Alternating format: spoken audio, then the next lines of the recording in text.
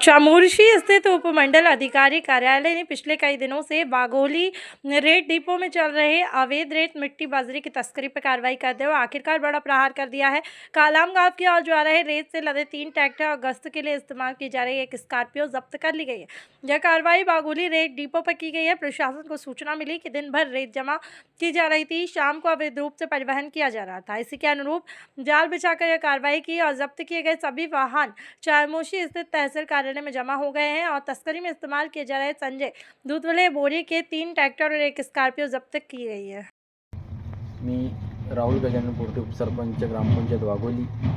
मागील वर्षीपासून वाघोली येथे शासकीय डेपो रेती डेपो म्हणून इथं उपलब्ध झालेला सुरू करण्यात आला आहे, पण तो शासकीय डेपो नसून तो ठेकेदाराचा डेपो या आम्हाला असा गावकऱ्यांना कळत आहे। इथं कुठल्याही प्रकारे सरकारी कर्मचारी या आपल्या डेपोमध्ये हजर नाही राहत आणि इथं सर्रास प्रकारे मागील वर्षापासून पोकल्यांच्या सहाय्याने रेती उपसा करीत आहे आणि तो उपसा केलेला रेती तो स्वतः ठेकेदार आपल्याच गाड्याने घेऊन तो सर्रासपणे आपला बाहेर माल विकत आहे आणि इथं कुठल्याही घरकुल लाभार्थ्यांना रेती अजूनपर्यंत मिळालेली नाही। आणि आता जो सुरू केला या सत्रात तर त्याने आपल्या मनमर्जीपणाने मुरमाचा उपसा करून त्याने जे महसूल विभागाने हायवा त्याने जप्त केला त्याच्यावर ताबडतोब कारवाई करण्यात यावी आणि समोर जे आता उत्खनन सुरू आहे त्या कोणत्याही प्रकारच्या कोणत्याही ट्रॅक्टरला GPS वापर न करता त्याच्यावर सर्रासपणे सुरू आहे आणि जो माल जो त्या डेपोला येत आहे तो माल दिवसभरात जमा होतो आणि रात्रोला माल पूर्णपणे स्वतः तो ठेकेदार घेऊन जात आहे। तर याचा हा डेपो शासकीय आहे का ठेकेदार आहे हे अजूनपर्यंत कळत नाही आहे, तरी याच्यावर चौकशी करून ताबडतोब हा घाट बंद करण्यात यावे।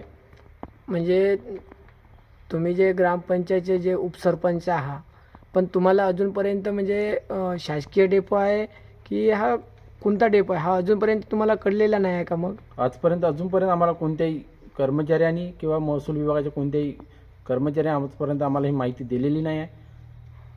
शासकीय डेपो फक्त सांगण्यात आलेला आहे, पण याच्यात शासकीय वापर कुठल्याही प्रकारचा होत नाही। या डेपोमध्ये फक्त सर्रासपणे मनमानी कारभार आपला ठेकेदार करत आहे। म्हणजे तिथे कर्मचारी कुणीच राहत नाही का? मग दिवसभरात आजपर्यंत एकही कर्मचारी त्याचा आम्हाला अजूनपर्यंत दिसून ते नाहीच आला, पण कधी चौकशी सुद्धा नाही झाली आहे। बरं, आता मग घरकुल लाभार्थ्यांना पण इथून काहीतरी रेती मिळाली का? मग आजपर्यंत मागील वर्षापासून एकही घरकुल लाभार्थ्यांना रेती मिळालेली नाही। हे सर्रासपणे तर ठेकेदार आपल्याच मर्जीने स्वतःचाच फायदा करत आहे। हो का? आणि मग आता सरकारकडे तुम्ही काय विनंती करणार? मग सरकारकडे काय आपला जो महसूल आपला कोट्यवधी रुपयाचा महसूल याच्यातून बुडालेला आहे, तरी ताबडतोब याची चौकशी करून हा घाट बंद करण्यात यावे ही आमची मागणी आहे। चला ठीक आहे।